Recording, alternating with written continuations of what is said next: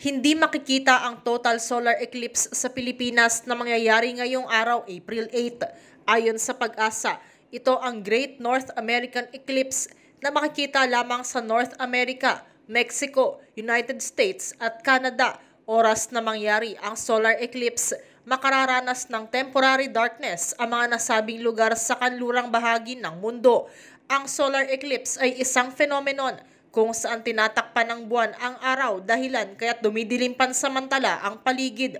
Una rito, sinabi ng Pag-asa na nangyayari ang solar eclipse ng 4 na beses sa loob ng isang taon at nagmimistula itong takip silim o bukang liwayway. Gayunpaman, pinapayuhan ng Weather Bureau ang publiko na huwag titingnan ng direkta ang solar eclipse dahil sa matinding sikat ng araw na makasisira sa mata.